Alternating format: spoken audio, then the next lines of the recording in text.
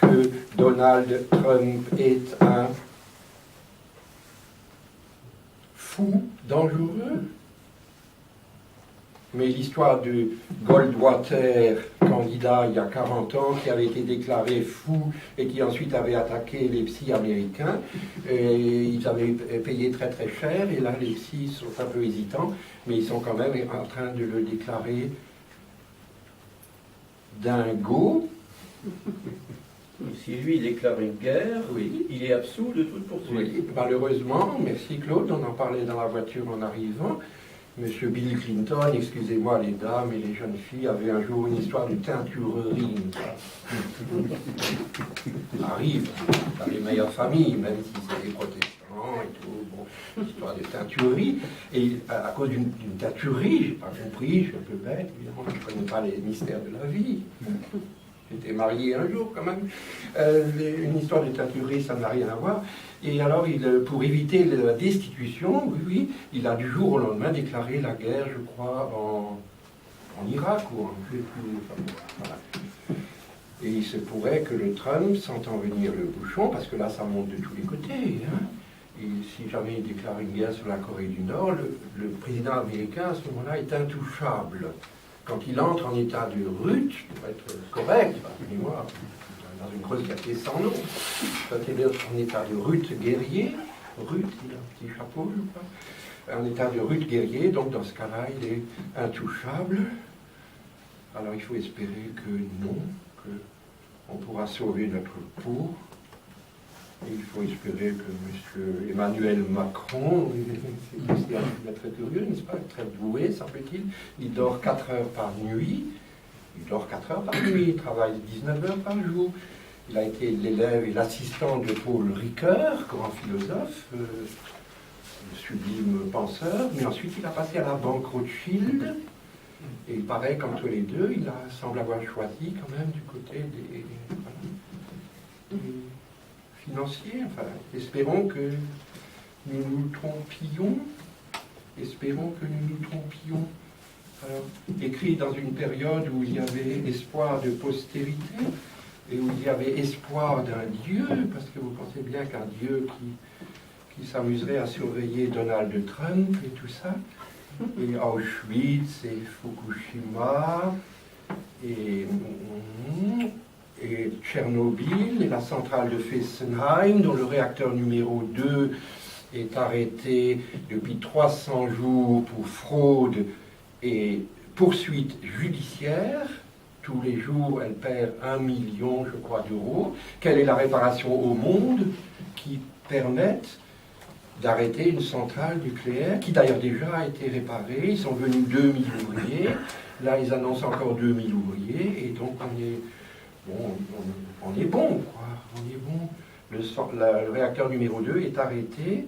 Et le réacteur de Flamanville n'ouvrira jamais, sans doute, puisque lui-même est sous procédure judiciaire frauduleuse. Et 15 ou 10 autres réacteurs français sont sous procédure judiciaire frauduleuse. Et dans un rayon, dites-le Seigneur, autour de vous, j'ai terminé, dans un rayon de 600 km autour de Paris, se trouve Paris. 600 km se trouvent les centrales les plus dangereuses du monde et les plus délabrées de plus en plus. Et il y a une chance sur deux, c'est pas une bonne nouvelle, messieurs, dames, mais il faut le dire, parce que la presse ne le dit pas. Il y a une chance, 60% et plus de chances que dans un délai de 25 ans, l'une de ces centrales fasse un cataclysme majeur duquel l'Europe jamais ne se relèverait, puisque budgétairement l'Europe serait déjà par terre s'il y avait un cataclysme de cette ampleur. Il faut à tout prix donc sortir du nucléaire.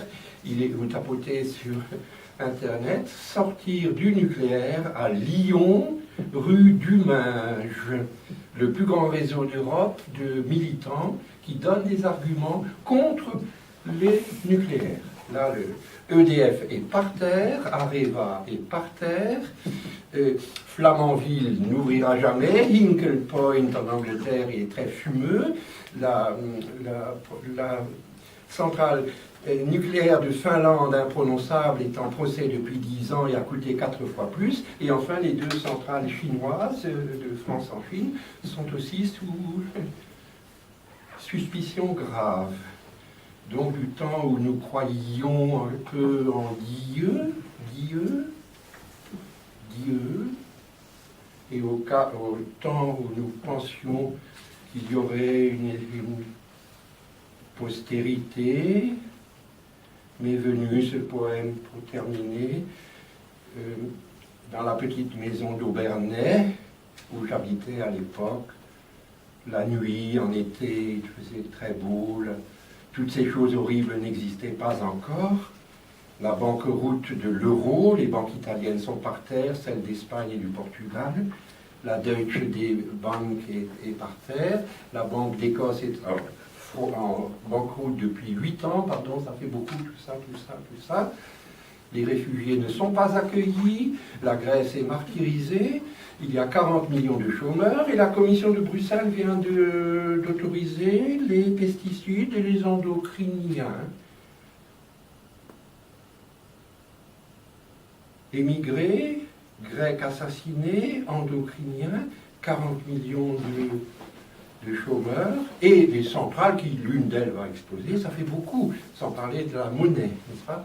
Alors évidemment, sortir de l'Europe, ou faire une nouvelle Europe, mais pas avec Marine Le Pen, qui a été d'ailleurs d'une médiocrité rare au débat télévisé. Elle avait toutes les cartes en main, elle pouvait se le payer. Jean Jaurès le serait payé. Macron, bon, j'ai rien contre lui, mais il a quand même tout son programme, vient quand même de la Commission de Bruxelles. Monsieur Juncker l'a félicité dès le premier tour, et Madame Angela Merkel avait... Alors, Dieu de politique, jubilation politique. Ah, si l'Éternel, comme les escargots accrochés sur les bords de la citerne cimentée, je suis là, au bord de ma nuit, et j'attends quel signal d'obscurité, nul ne le sait. Or, vois-tu ces longues traques qui, l'acharnement charnu, me va-t-il durer toute la vie? Comme si l'Éternel n'attendait que ma pauvre proie, qui se cacherait là, dans la maison endormie, à 3 heures de la nuit. J'ai le silence couleur de jet. Rien n'a lieu. La nuit s'en va vers le jour. Et les papillons attirés par la lampe qui éclaire ma main, se poseront-ils vraiment sur la douceur qui m'a envahi? Le frigo a ronronné, s'occupant de l'avenir qu'a mon bel estomac, et ma fenêtre donne sur l'infini du cerisier. On dirait que les yeux de Dieu luisent sur lui. Là-bas, j'entends très loin, dans le noir, les abois d'un chien qui s'est réveillé sur l'horizon célestin. Et je suis moi aussi le chien scélérat du tonneau creux d'ici-bas, et mon âme fêlée n'en peut plus. Elle s'est accrochée à la poreuse paroi poésie où se lit la mouillure d'éternité. Ô mon Dieu, dites-moi pourquoi ne parlez-vous pas plus souvent? Ô mon Dieu, dites-moi pourquoi ne parlez-vous pas plus souvent que l'aboi de ce chien si finement atténué qu'à peine l'oreille dorée l'aura cette nuit entendu là-bas derrière le cerisier. Ainsi, c'était vous aussi cette fraîcheur qui montrait par les trous de la maison, et ainsi vous, le sable d'argent qui encombre ma vue, alors que j'écris ceci, et je ne sais si vraiment il se peut votre nom chiffré soit caché à 3h30 de la nuit parmi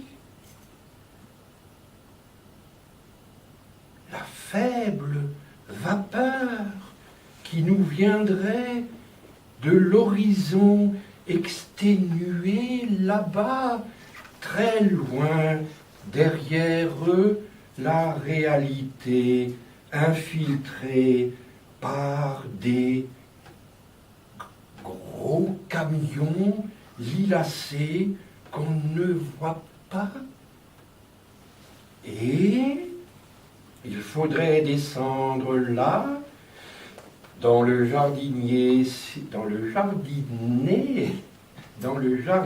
silencieux, manger un peu les fruits du cerisier que j'ai sous la main, et mon âme n'est que le jar endormi, attendant l'assaut de l'ennemi autour de la cité.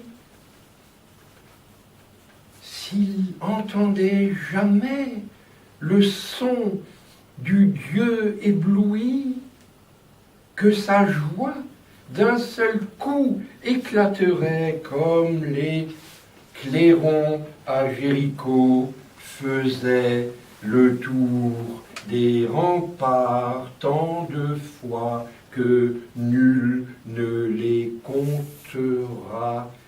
Et j'attends là, presque nu, quasi blanc, sur le noir de la nuit, et je n'ai ni peur, ni froid, ni faim. Oh, dites-moi si rien ne finira un jour. Il faudra bien finir cette poésie, car le temps ne sait pas encore et va nous y